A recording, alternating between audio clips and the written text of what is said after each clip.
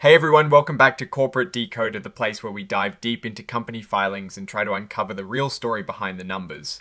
Today we're looking at LanzaTech Global Incorporated's latest update, and let's just say there are some interesting moves being made behind the scenes.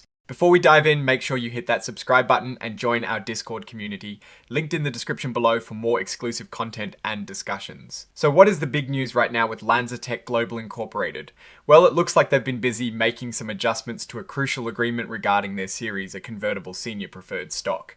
Remember, back in May, they sold a bunch of this preferred stock to a specific investor, raising a good chunk of change. This latest filing is all about tweaking the terms of that deal. Specifically, on the 22nd of September, LanzaTech Global Incorporated and the investor they've been dealing with signed what is called Amendment Number 2. The main thing this amendment does is push back the deadline for LanzaTech Global Incorporated to complete what they call a subsequent financing. Think of this as another round of raising money by selling common stock. Originally, there was a date by which they needed to bring in at least $35 million and no more than $60 million. That deadline has now been moved to October 15th. They've also made it possible to have more than one closing for this financing, which is a nice bit of flexibility. Plus, there are some other smaller changes just to make everything line up with other agreements and approvals, like ones from their shareholder meetings. Accompanying this purchase agreement amendment, they also filed something called a Certificate of Amendment to the amended and restated Certificate of Designation of Series A Convertible Senior Preferred Stock. This sounds complicated, but really it just means they officially updated the paperwork for that preferred stock to match the changes made in the purchase agreement amendment we just talked about.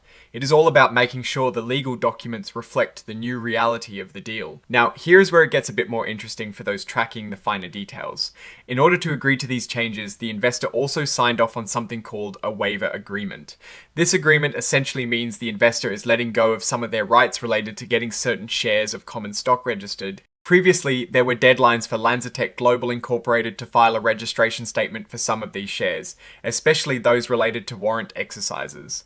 Under this new waiver agreement, that deadline is now tied specifically to the issuance of those warrant shares. It simplifies things and seems to be a concession from the investor that helps LanzaTech Global Incorporated move forward with its plans. When we look at the company's structure, it is registered with common stock and warrants to purchase that common stock.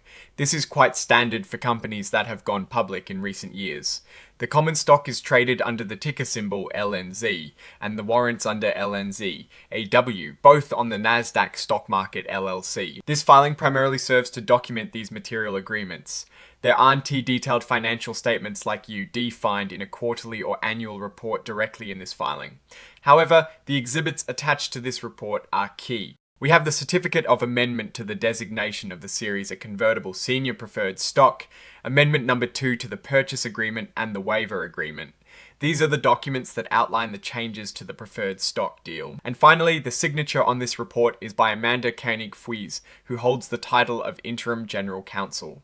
This tells us these are important legal and corporate actions being taken by the company. So what is the takeaway here? LanzaTech Global Incorporated seems to be in a period of actively managing its financing and investor relationships. By extending the subsequent financing deadline and adjusting registration rights, they're likely trying to create more favorable conditions for future capital raises. The fact that they're amending existing agreements, rather than announcing brand new capital raises, might suggest they're ironing out the details of existing plans. It shows a company that is strategically working through its financial structure. The core strength here is their ability to renegotiate terms, which indicates a certain level of ongoing dialogue and cooperation with key investors. The risk, of course, is always about execution. Will they be able to complete that subsequent financing by the new October 15th deadline? And will it be at terms favorable to LanzaTech Global Incorporated and its shareholders? For now, it appears they're buying themselves a little more time and flexibility, which can often be a good thing in the dynamic world of corporate finance. Alright, that is our quick decode of LanzaTech Global Incorporated's latest filing.